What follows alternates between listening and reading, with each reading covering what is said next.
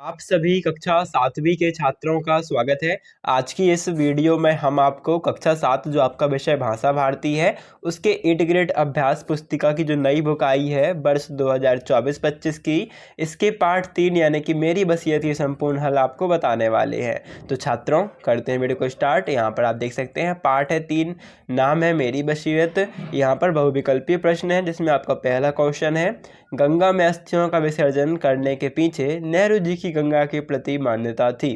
तो क्या मान्यता थी? यहाँ पर प्रेम भावना की मान्यता थी। आपको उत्तर में लिख देना है और टिक भी कर देना है। फिर नाकामयाबी शब्द में उपसर्ग है, तो ना उपसर्ग है, जो शब्द के आगे लगता है वो उपसर्ग होता है। फिर है इलाहाबाद प्रयागराज के पास बहने वाली नदी है, तो गंगा आपका राइट आंसर आ जाएगा। इसके बाद आपका चौथा क्वेश्चन है, मरने के बाद सबको जलाने की क्रिया है, तो दाह संस्कार उत्तर में लिखना है। फिर पुराण शब्द में एक प्रत्यय लगाकर बना शब्द है, तो पौराणिक यहाँ पर राइट आंसर रहेगा। इसके बाद आपका नीचे दिए गए शब्दों में से उचित शब्द चुनकर रिक्त स्थानों की पूर्ति कीजिए। तो छठवां क्वेश्चन है, नेहरू जी ने अपनी तो अस्थियां आएगा उत्तर में, क्या आएगा? खालिस्तान में आपको लिखना है अस्थियां इलाहाबाद भेजने की इच्छा व्यक्त की है। फिर 7वें में लिखना है हिमालय की चोटियां बर्फ से ढकी हैं। 8वें में उत्तर आएगा नेहरू जी के अनुसार सुबह के समय को गंगा नदी मुस्कुराती व उछलती दिखाई देती है। फिर भारत एक खोज नामक पुरस्कार तो जवाहरलाल नेहरू ने लिखी। तो इसके बाद है आपका 10वां क्वेश्चन, अनाधिकार शब्द को से उपसर्ग हटाकर बनने वाला शब्द, तो अधिकार इसमें उत्तर आ जाएगा। इसके बाद छात्रों आप देख सकते हैं आपका अति लघु उत्तरीय प्रश्न जो कि 11वां क्वेश्चन है, मेरी बसियत पाठ के लेखक कौन है? यहाँ पर आपको उत्तर लिखना है, मेरी बसियत पाठ के लेखक पंडित जवाहरलाल नेहरू हैं। ठीक है। इसके बाद आप 12वां क्वेश्चन देख सकते हो जो कि है कामयाबी शब्द में ना उपसर्ग जोड़कर नाकामयाबी शब्द बना है। इसी तरह ना उपसर्ग जोड़कर कोई दो शब्द बनाइए, तो ना धन समझ ना समझ लिखना है, ना धन काबिल ना काबिल, और ना धन मुमकिन नामुमकिन। 3 लाइन है तो आप 3 शब्द लिख दीजिएगा। इसके बाद जो 13वां क्वेश्चन है, किसके बदले में कुछ भी दे पाना मुमकिन नहीं है, पाठ के आधार पर बताइए। तो प्रेम इतनी कीमती चीज़ है कि इसके बदले कुछ भी दे पाना मुमकिन नहीं है, उत्तर आ जाएगा। फिर है आपका फ़र्क और दरख्वास्त शब्द का हिंदी रूप बताते हुए वाक्यों में प्रयोग कीजिए। तो आपको लिखना है पहले में जो फ़क्र है, यानी फ़क्र का मतलब होता है गर्व होना। मुझे अपने देश पर फ़क्र है, यानी कि मुझे अपने देश पर गर्व है। फिर दरख्वास्त यानी कि प्रार्थना निवेदन। ठीक है। तो मैं पिकनिक पर आने के लिए घर में दरख्वास्त करूंगा, यानी कि प्रार्थना निवेदन करूंगा, है ना। फिर लघु उत्तरीय प्रश्न 15वां आपका, नेहरू जी ने अपनी अस्थियों के विषय में क्या भावना प्रकट की?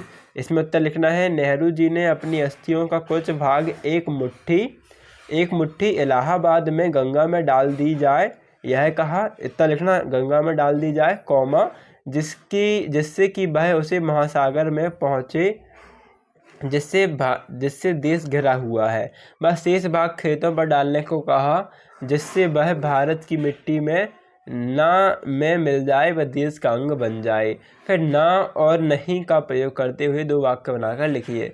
तो ना में आपका आ जाएगा, वह ना तो पढ़ाई करता है और ना ही खेलता है, और नहीं मुझे आज सैर नहीं करने नहीं जाना है। ठीक है, यह लिख देना है। फिर 17वां क्वेश्चन है, अपने जिले एवं आसपास की किसी भी नदी पर 3 वाक्य लिखिए। तो लिख दीजिएगा नर्मदा नदी। यहाँ पर आपको पहला वाक्य आ जाएगा, यह नदी अमरकंटक से निकलती है, और दूसरा आ जाएगा हिरन नदी इसकी सहायक नदी है। तीसरा लिख दीजिएगा, यह भारत की सबसे बड़ी नदी है। इसके बाद आपका 18वां क्वेश्चन है, नेहरू जी को गंगा नदी से लगाव था, यह पाठ के आधार पर अपने शब्दों में लिखिए। तो गंगा तो विशेषकर भारत की नदी है, जनता की प्रिय है, जिससे लिपटी हैं भारत की जातीय स्मृतियाँ, उसकी आशाएं और उसके भय, उसका विजयगान, उसकी विजय और पराजय, सदा बदलती सदा बहती फिर भी वही गंगा की गंगा, है ना। यह उत्तर आपको लिख देना है। इसके बाद 19वां क्वेश्चन दीर्घ उत्तरीय प्रश्न है, नेहरू जी पुरानी नीति रस्मों की जगह आधुनिक रीतियों के पक्षधर थे, क्यों?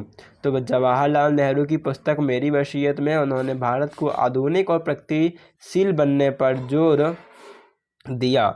उन्होंने पारंपरिक रीति रिवाजों की बजाय वैज्ञानिक सोच और तकनीकी विकास को प्राथमिकता दी। नेहरू जी ने स्वतंत्रता संग्राम के बाद एक मजबूत और समृद्ध राष्ट्र का निर्माण करने के लिए आधुनिक उद्योगों, विज्ञान और शिक्षा की आवश्यकता पर बल दिया। उनका दृष्टिकोण था कि पुरानी प्रथाओं की जगह नए विचार और तकनीकों को अपनाकर ही भारत को विश्व मंच पर स्थापित किया जा सकता है। फिर आपका यहाँ पर 20वां क्वेश्चन है, जो कि है किन्हीं दो महापुरुषों के चित्र चस्पा कर यानी कि चिपका कर उनके बारे में 5 वाक्य लिखो। तो सबसे पहले यहाँ पर आप महात्मा गांधी जी का चित्र चिपका दीजिएगा, ऊपर डाल दीजिएगा ब्लैक से थोड़ा गाढ़ा करके महात्मा गांधी। फिर पहला वाक्य आ जाएगा, इनका जन्म 2 अक्टूबर 1869 को पोरबंदर गुजरात में हुआ। दूसरा आ जाएगा पॉइंट, इनके पिता का नाम करमचंद गांधी था। तीसरा, इनकी माता का नाम पुतलीबाई था। चौथा, इनके पत्नी कस्तूरबा गांधी थी। पांचवा जाएगा, गांधी जी ने सत्याग्रह व आंदोलनों के माध्यम से ब्रिटिश शासन का विरोध किया। और छठवां, इनकी मृत्यु 30 जनवरी 1948 को हुई। इसी प्रकार से आपको दूसरी फोटो सरदार वल्लभ भाई पटेल की यहाँ पर चिपकानी है, और यहाँ पर गाढ़े पेन से ब्लैक या ब्लू किसी से भी लिख सकते हो, लिख दीजिएगा सरदार वल्लभ भाई पटेल पहली लाइन में। फिर पहला पॉइंट लिखना है, इनका जन्म 31 अक्टूबर 1875 गुजरात में हुआ। दूसरा पॉइंट, ये स्वतंत्रता संग्राम सेनानी थे। तीसरा पॉइंट, ये आज़ाद भारत के पहले गृह मंत्री थे। चौथा पॉइंट, इनके पिता झवेर भाई व माता लाडवा देवी थी। इन्हें लौह पुरुष के नाम से जाना जाता है। यह 5वां पॉइंट हो जाएगा। तो इस प्रकार से छात्रों आपको संपूर्ण उत्तर लिखने हैं। आई होप आपको वीडियो अच्छी लगी होगी। वीडियो अच्छी लगी वीडियो को लाइक करना मत भूलना, चैनल को सब्सक्राइब कर लेना और यह वीडियो अपने दोस्तों शेयर कर देना, उनकी भी हेल्प होती है। मिलते हैं नेक्स्ट वीडियो।